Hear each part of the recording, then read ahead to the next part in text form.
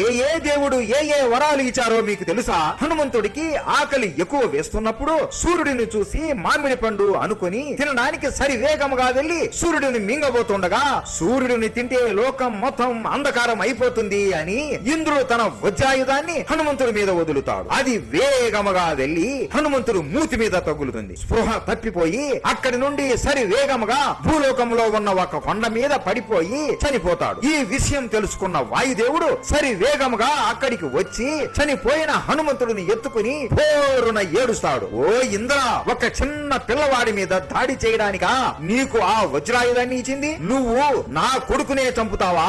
నా కొడుకు పీల్చలేని గాలి ఈ లోకంలో ఎవరూ పీల్చకూడదు అని గట్టిగా అరుస్తూ ఆయన శక్తి మొత్తం ఉపయోగించి భూమి మీద ఉన్న గాలిని మొత్తం లాగేసుకుంటాడు. అంతే, వెంటనే భూమి మీద ఉన్న మనుషులు, జంతువులు అందరూ అనేక జీవరాశి ఊపిరి ఆడక పడిపోతారు. శివుడు నవ్వుతూ, శాంతించు వాయుదేవా, శాంతించు, నాకు నీ బాధ మరియు నీ కోపం అర్థమవుతోంది, శాంతించు అని అంటాడు. వాయుదేవుడు ఏడుస్తూ బాధతో, స్వామి ఒకసారి ఆంజనేయుడిని చూడండి, మన పుత్రుడిని ఆ ఇంద్రుడు నిర్దాక్షిణంగా చంపేశాడు అని బాధతో కురింగిపోతాడు. అప్పుడు శివుడు ఆకాశం వైపు చూస్తూ, ఇంద్రుడు చేసిన తప్పు వలన మా కుమారుడు చనిపోయాడు, ఇప్పుడు ప్రతి ఒక్క దేవుడు వచ్చి ఆంజనేయుడికి వరాలు ఇవ్వాలి అని అందరినీ ఆజ్ఞాపిస్తాడు. అప్పుడు బ్రహ్మదేవుడు తన శక్తి మొత్తం ఉపయోగించి ఆంజనేయుడు తల మీద చెయ్యి పెడతాడు. అంతే, మళ్ళీ ఆంజనేయుడు బ్రతుకుతాడు. మొదటిగా ఇంద్రుడు, నా వజ్రాయుధం వల్ల నువ్వు మరణించావు కాబట్టి ఇప్పటి నుండి నీ శరీరం వజ్రాయుధం కన్నా గట్టిగా ఉంటుంది